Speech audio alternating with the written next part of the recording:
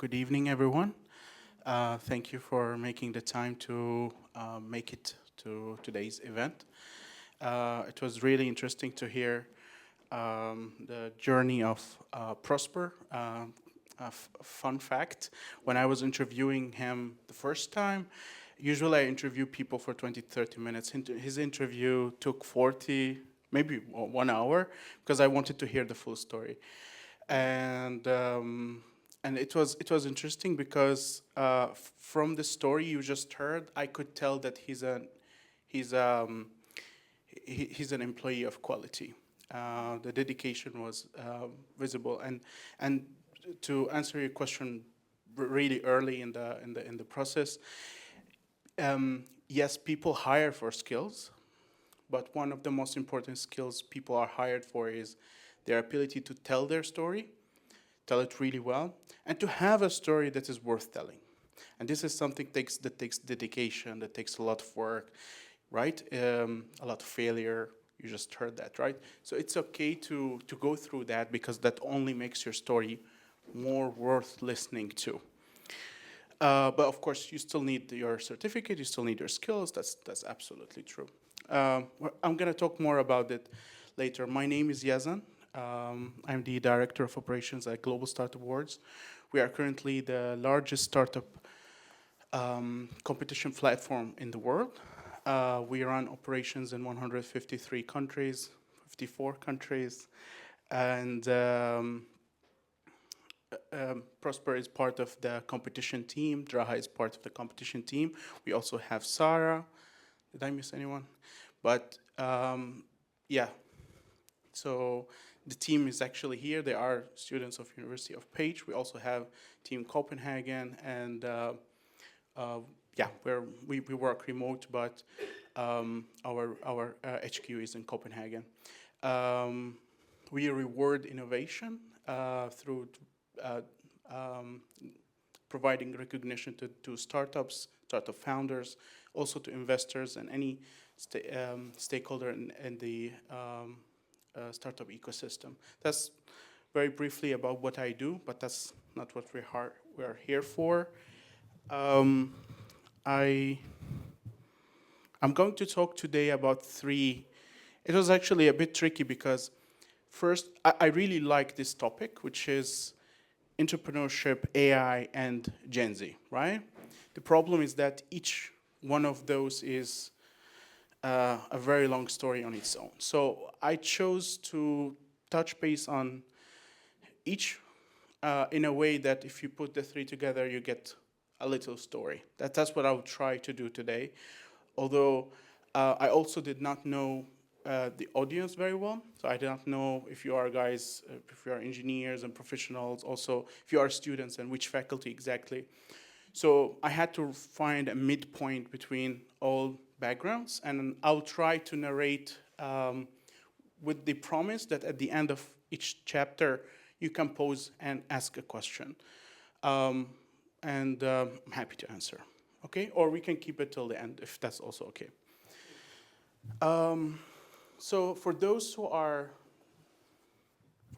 not coming from business faculty, let's start by talking a bit about what entrepreneurship is. It's a very simple thing, but it has been really overthought over and over.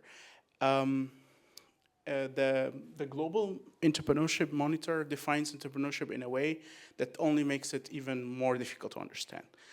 Let's make it very, very simple.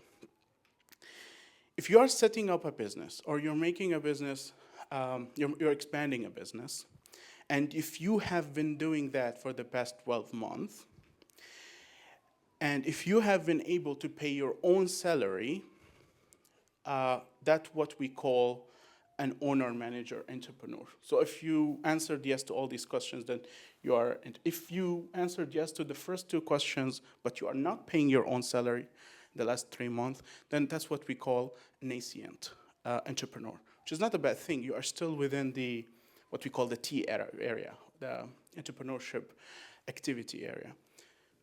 Which is good. This is the place where you innovate. This is the place where you are usually a student. This is the place where you are This is the place where people think they should drop out of school, but they shouldn't. Um, uh, and they should push forward. And if they do, for 3.5 years forward, that's probably a sign of success, right? So simply, this is Startup Founder, if you answered yes to these 3 questions. When we talk about entrepreneurship, I wanted to cover the reasons why people are doing it more often now, and why they are not doing the traditional 9 to 5 anymore. So there's push and pull factors. There are reasons that are making people more interested in entrepreneurship, and there are reasons that are making people less interested in a 9 to 5. And I think it starts with the individual level. As a person nowadays, Gen Z or not, still, as an individual living in the first world, I hate that term, but let's call it that. Your individualism, your sense of individualism will be one of the most important reasons why you probably don't think of a 9 to 5 as a cool thing to do. Actually, Gen Z are, I think the last survey that was done is that 80% of all Gen Z are now either attempting or wish they can be attempting to start their own business.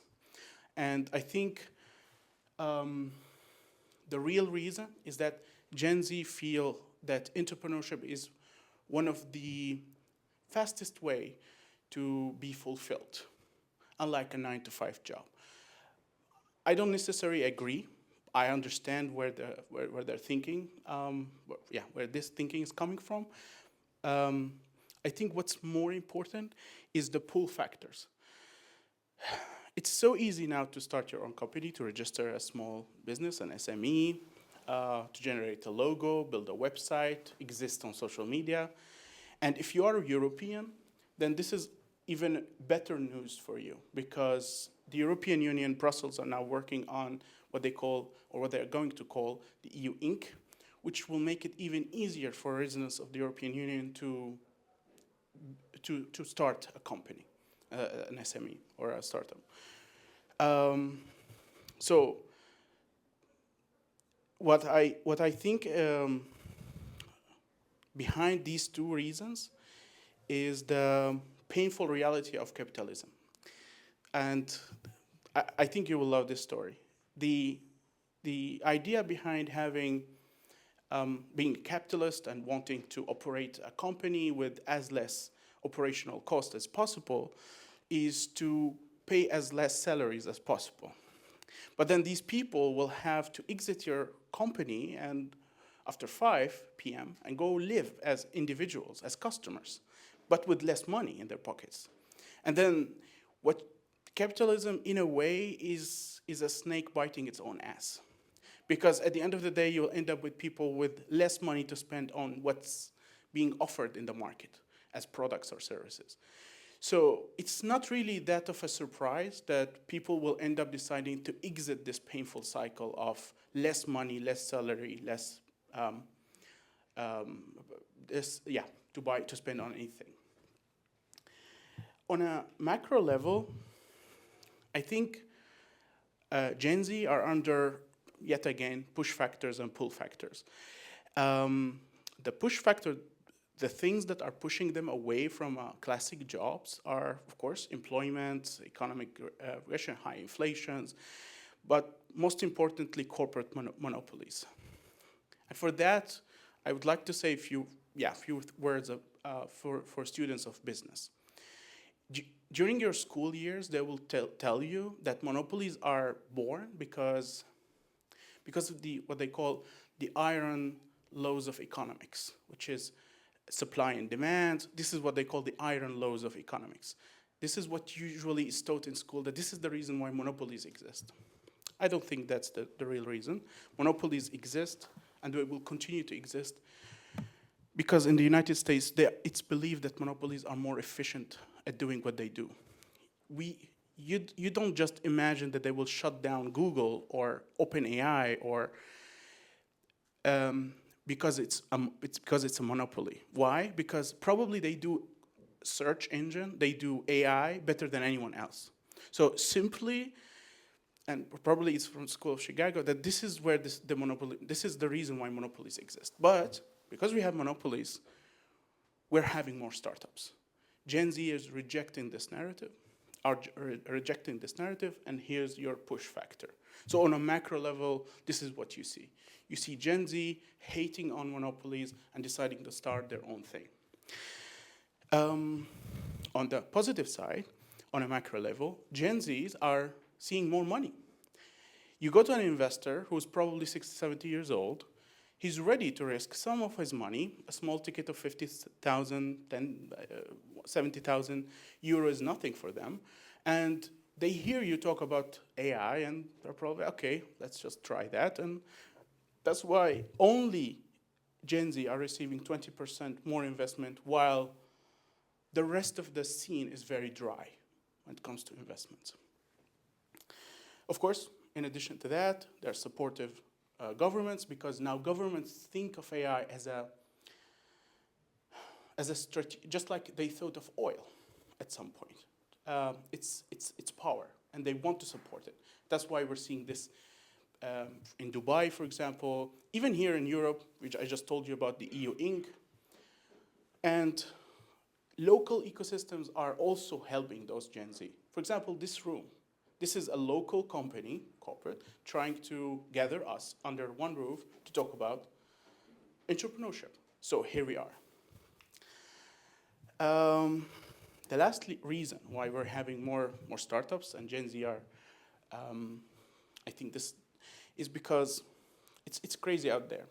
Geopolitically, the situation is really unpredictable. That's why you hear French president last week trying to describe Europe as the last place where it's predictable enough to start your own business.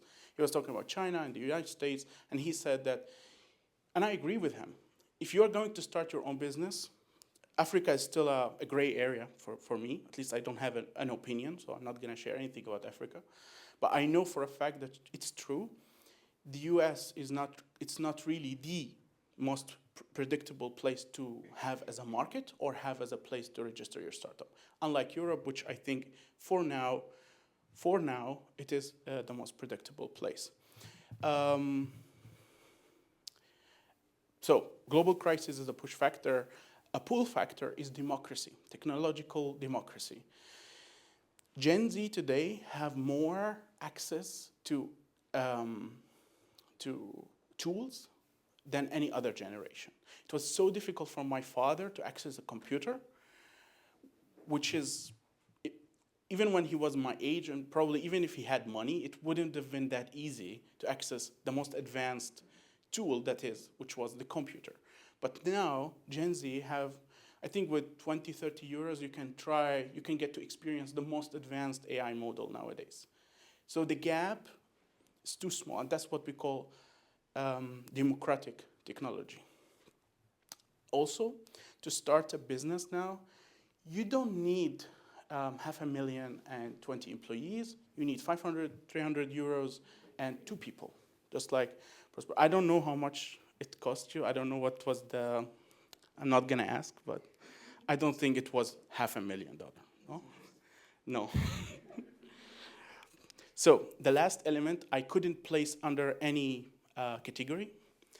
It's globalization, borderless market. This dream that we had in the 1990s, I don't think it exists anymore. Even, I really recommend this book. It's an Israeli author, I think his name, Yuval Harari.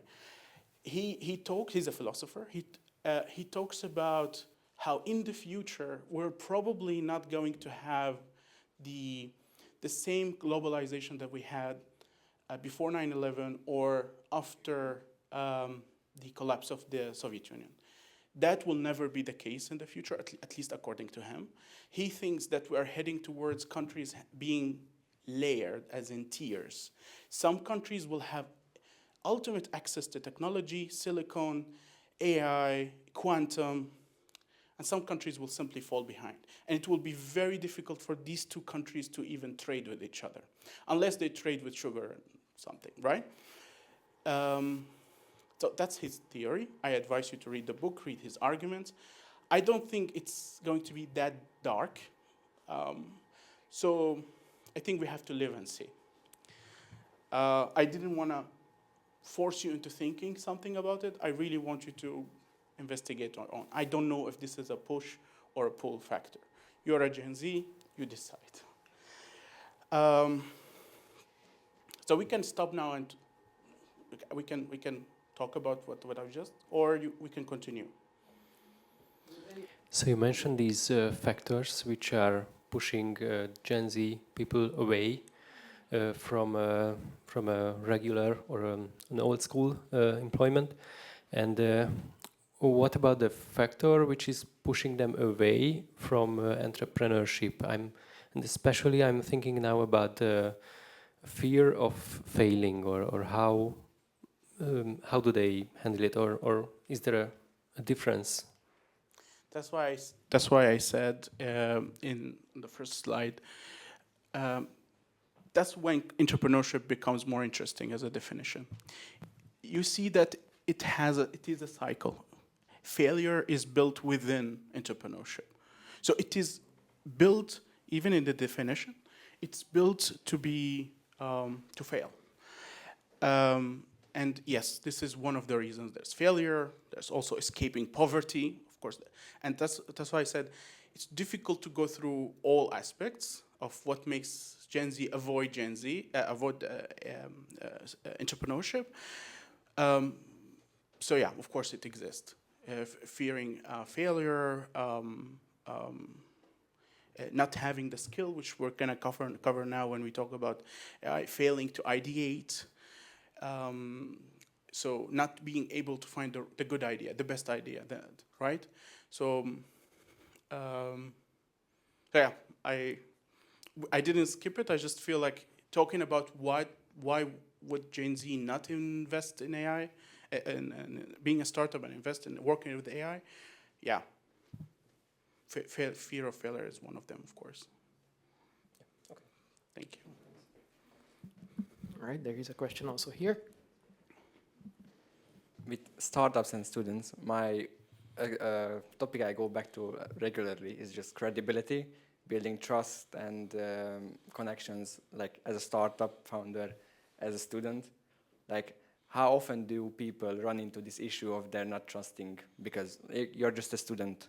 Yeah. Like, why should I trust my company to use your product when you're just a student? Like, is this an issue in the landscape? Of course, if you do business, of course you would look at the track record of all the agencies or the businesses you're trading with, right? So I don't think it's a student problem. I think that if a student wanted to build a business, the first problem is to prove themselves to the market, and that has to be. And by the way, this is interesting. When you are a startup founder, the reality is that you're not going to sell to Amazon. Like you have a great product, okay, great, but no, your first client is not Amazon. Your first client is not Google. Your first client will be someone in your city, or a promise from the contract that they're going to buy your product. That is enough in the first, again, 1 year, 2 years. So the promise of a company, a small company, buying from you, which we call a letter of intent, a buyer intent. This is enough to keep you standing on your feet as a startup founder. Once you deliver your MVP and you start producing your products, and then you go to your promised buyer and you start selling to them, and then you keep your contracts with them, you keep your money coming into your business, that's what generates trust. And then if I am Amazon and I'm looking at you on year 3 or 4, the first thing I'm gonna ask you, what's your track record? How many contracts did you deliver on time?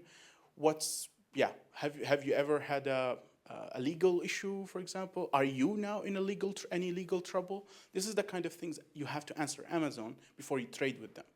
But that will happen on year 5. as a founder, the first 1 or 2 years, you have to find small clients just to keep you, Also, as you serve them, just like Prosper said, you will learn what to improve on your product. Okay? Did I answer your question? Yep. Okay.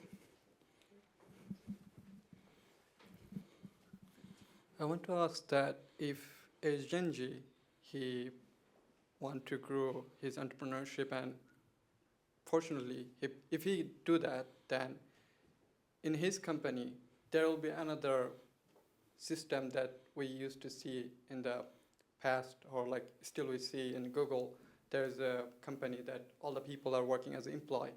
Then wouldn't it be the same as that in his company, there will be the same system as we see in the past? And most of the time I see online that right now the Genji's entrepreneurship, their company, they're mostly being good enough for few years, but next time is going to be vanished. As we see in Cluely, there's a company right now is having very bad time probably. But I just want to ask that how that they're going to change the environment of their company in the upcoming time. Can you give me an example of the first part of your question? Okay, so I want to make you understand that if a Genji, he grew his company, His own company. his own company, Okay. and then he's gonna have employee, Yes. and wouldn't it be the same as You mean that Gen Z and his company will turn to corporate and then Yep, people yep. will escape? That's yes, this is what's going to happen. And then they will escape that because they will think it's not fulfilling. It's a cycle. This is what makes economy for some people interesting. It's dynamic. And the thing is that after 5 years, while they're growing the company, let's take the example of Prosper. Maybe in 10 years, Prosper is bored. So he leaves, right? Even the founder might leave. So it's okay. It can happen. Your job at that point will be to go find the next best employee who can, take on the job and continue the work and motivate the team. So that's part of your job as an owner manager. Because after 3 years, you are not an entrepreneur. At that point, you'll become owner manager. And you understand, owner and manager at the same time, right? Yeah. So it can happen. It's okay. You go on with it.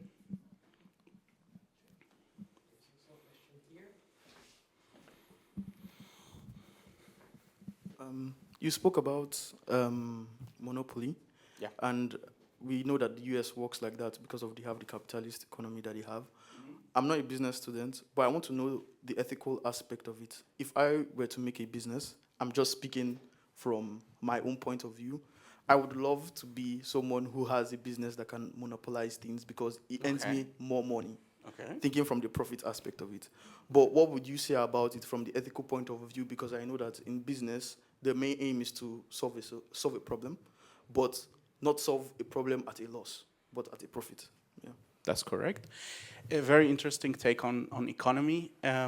Just like all science, including defense tech, building nuclear powers, the ethical.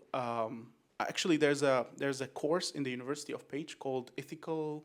I don't know who took that course, but there is a course in the University of Pécs that talks about ethics, business ethics. So to go and answer you now, I'll be just either cutting it really, really short or not answering you truthfully. But I'll tell you what I have in mind. Capitalism is not made to be a harmful thing. It's a dream where government has minimal interaction or effect on the market, where companies maximize their profit by reducing production cost and trying to take over as much of the market as possible. The idea is there are no absolute 100% capitalist countries in the world. There is a reason, The reason is you as an employee, you as a CEO, you as a business doer, you wouldn't really like it if your country is 100% capitalist. Why? Because what if you broke your neck? Suddenly you need free health, no? So you wouldn't really like it so much if it's 100%. That's why we don't have 100%. That's why, what if 7 other companies killed your business? You would go and complain to the government, saying, please save me from this. You will complain. You will ask for the government to. So the way I think of it is, capitalism is a dream that will never be a reality. So don't think of it as a reality. It's not. People like it when they're making money, where they're in the green, until they are in the red, and then suddenly they want social security and safety nets or whatever. Is it ethical? Yes, it is ethical to try to be the best version of yourself. Just when you hire people, hire them for their skills, not for skin color, right? When you want to, so the concept of maximizing profit does not mean necessarily to be a bad person. It's how you do it. So you can do it the right way, or you can do it. That's what I can do in a very, very short minute. But I'm happy to talk with you about it after the presentation. Okay, so guys, this is a very interesting part of the presentation. I didn't expect the first part to be interesting. So the second part talks about AI, and here's a problem. I'm sitting in front of a CTO, so I have to be very careful and give you this disclaimer. I did not know who the audience are. I did not know, again, as I said, I had to find a midpoint. People are from medical school, business school, engineering school. So I tried to be built from a simple terms up so that hopefully I'll be able to cover an interesting element on each level of depth. I'm an engineer myself, but I understand that some people simply do not want to hear all these complex things about AI, right? So it's okay. I hope I will cover all areas of the spectrum. Okay, let's start. So AI is a very trendy topic, but a very, I think now, very misunderstood thing. In its broader definition, AI, artificial intelligence, which is the bigger circle here, is any silicon, any device, any PC, any app, any kind of tool that you use to do an action that would usually require human intelligence, right? So any intelligence that is not, it's coming from silicon, it's not coming from your brain, from not human, that's artificial intelligence. Usually you don't think of Google Maps as artificial intelligence, but if you think about it, when you ask Google how to get from your home to here, shortest path to here, that's a tool using artificial that should be human, but it's not human, to answer the question on a map. So it is, in a way, artificial intelligence. It fits the definition, the broader definition of what artificial intelligence is. Machine learning is when artificial intelligence is doing that task, learning how to do that task, but learning how to do the task not because I told it to, but because it learned from pattern that repeated over and over to that machine until that machine learned how to do that thing, how to do the action that would usually require human intelligence, and now it's using silicon. It's artificial intelligence. An example here is OTP, for example, when it rejects a transaction because it thinks it's a fraud transaction. That's kind of machine learning. There's no János sitting in Budapest working in OTP office deciding that your current transaction is fraud because he doesn't like you. There's no such thing. A machine learned enough from what fraud usually looks like and decided that your transaction now, you just got your salary yesterday and here you are in Zagreb spending half of it in a bar, probably is a stolen card. It's not, right? No one decided that in Budapest. The other example is when your Gmail or inbox decides that this is a spam email. This is another example. There's no one sitting in California working with Google deciding that this email is spam. probably the machine learned that whenever there's a princess or prince texting you, telling you that he inherited a lot of money and he wants you to send his bank account. So the words prince or princess, a country, I'm not going to mention the name of the country, and then the word bank account, whenever these things, usually something is suspicious. This usually something is suspicious, that's machine learning. That's the machine having learned from a pattern. Deep learning is when machine learning is not enough, is when you want your learning to happen on a deeper level, better level, or when you're trying to teach the machine on a different kind of content. So not text, images. This is when deep learning kicks in. Deep learning is a better way of learning that uses layers of neural networks. Okay? And an example of that is Face ID. It's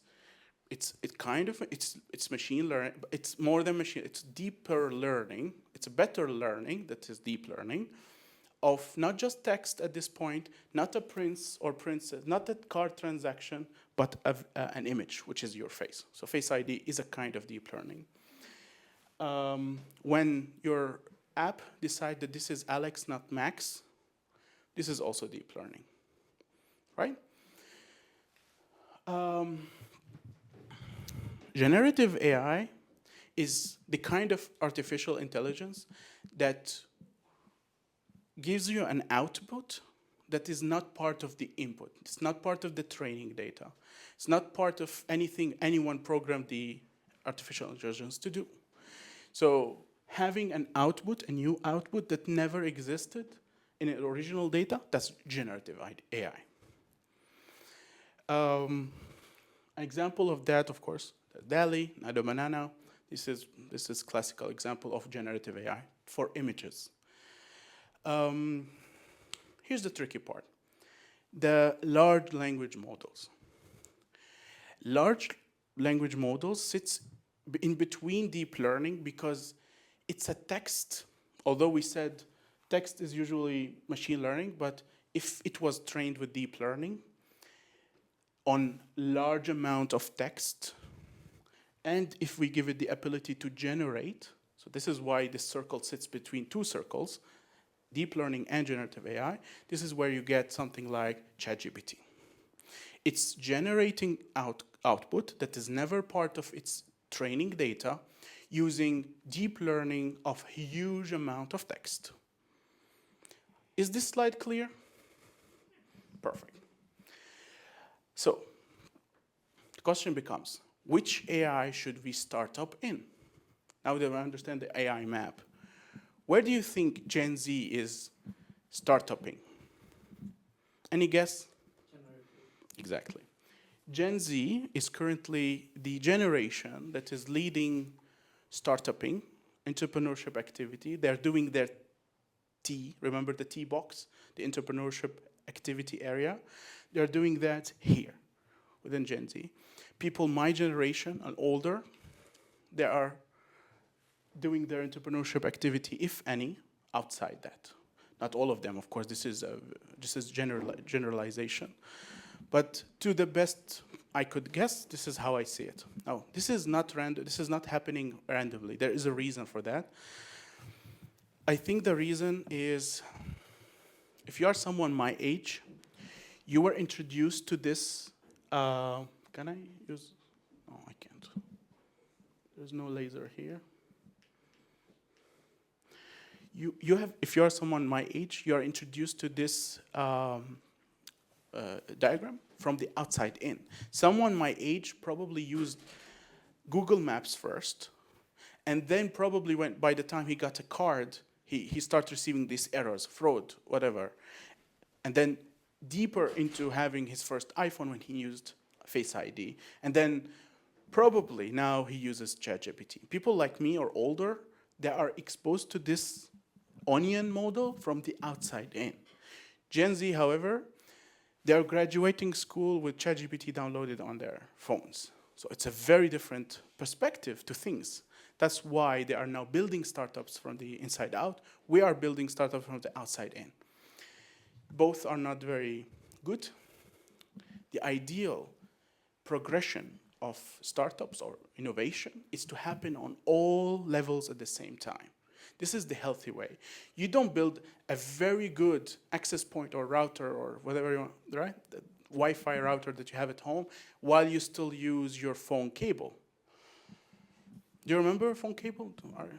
It's a very, very old technology. It's how much? 56 kilobit? Yeah, it's a very, very old thing. You don't connect that to a 5G router, right? The same is happening here.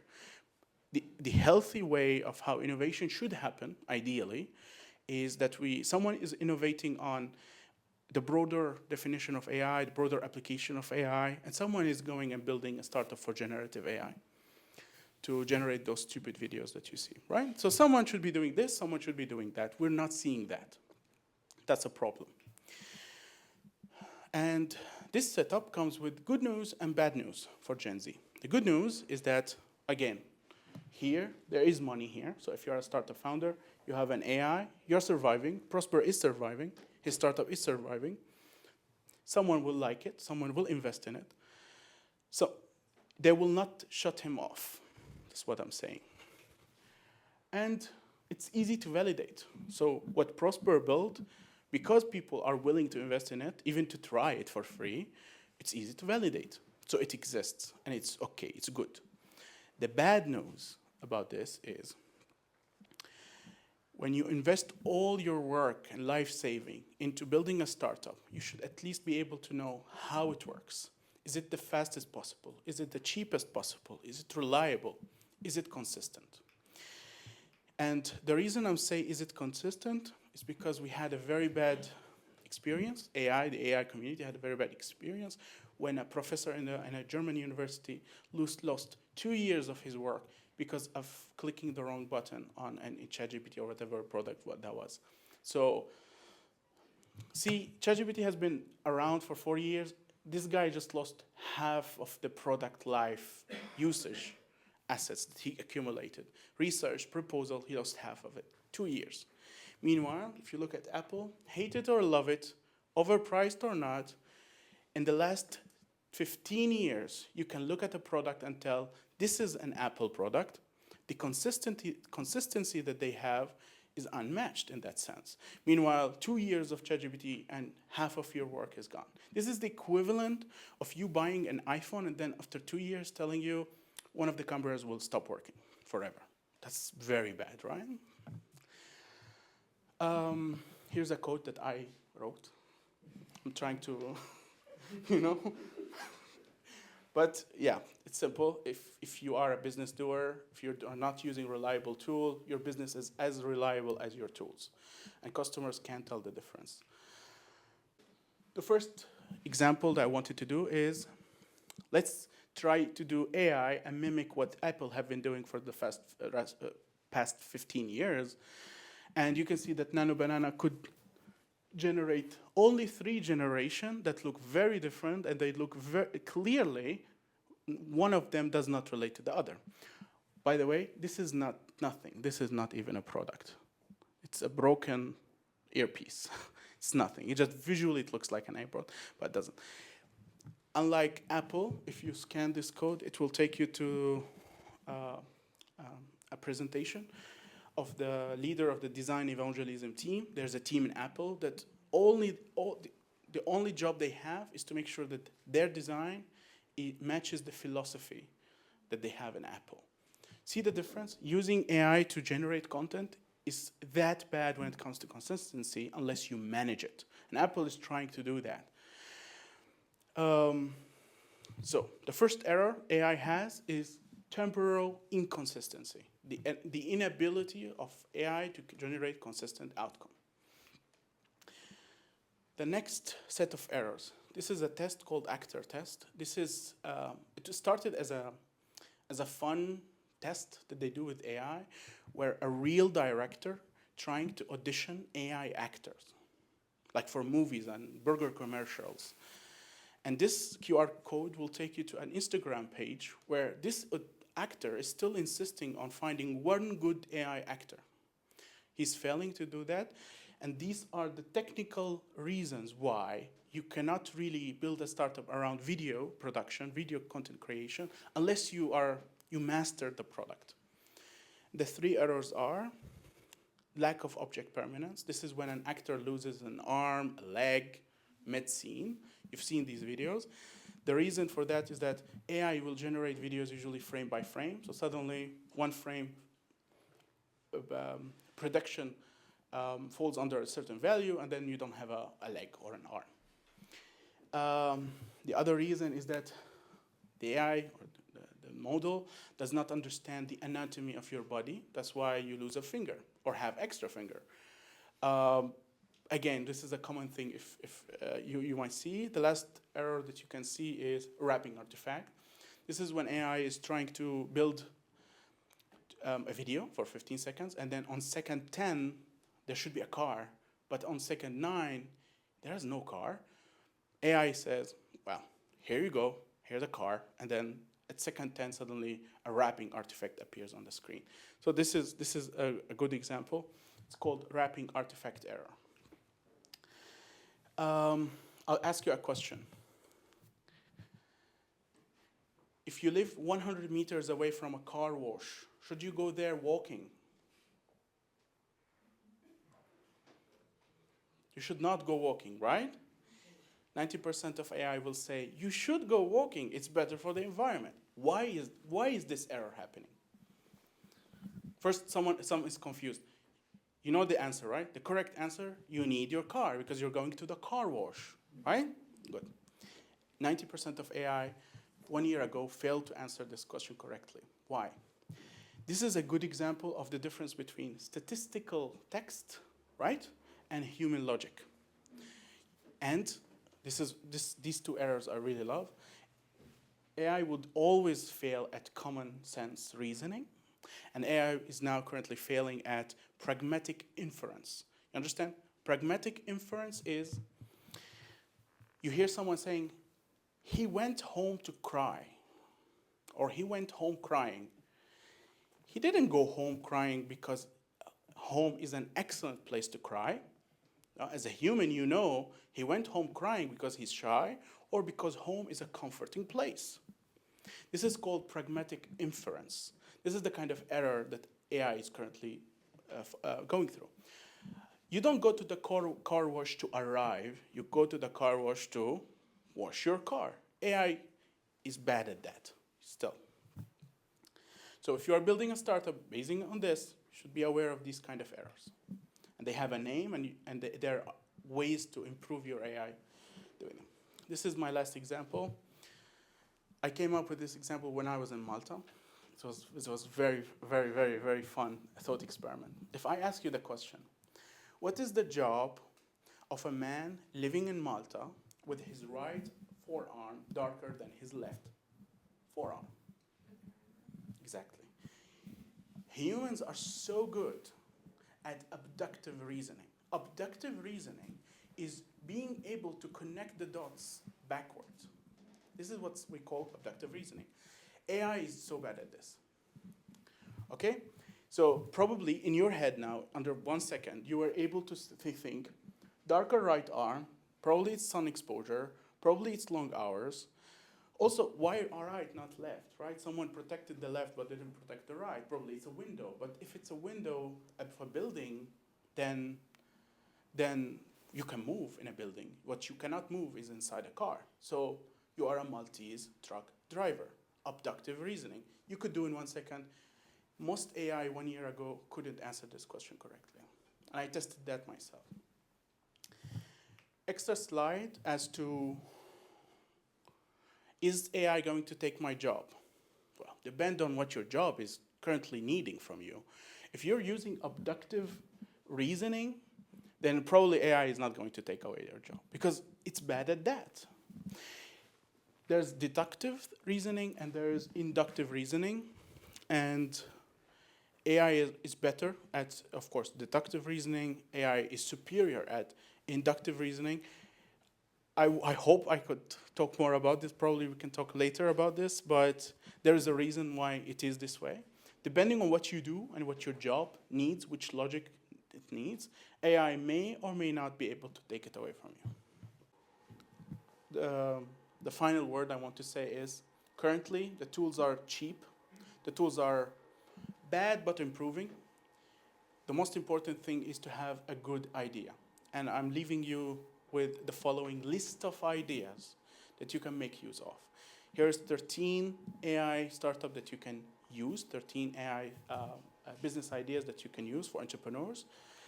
Or, just like Prosper failed in 3 startups, there's actually a website called Startup Cemetery that lists 120 failed startups. If I were you now, I would go and use abductive reasoning that we just talked about, that humans are better at, and go and ask myself, which of these 120 startups failed because there was no AI back then?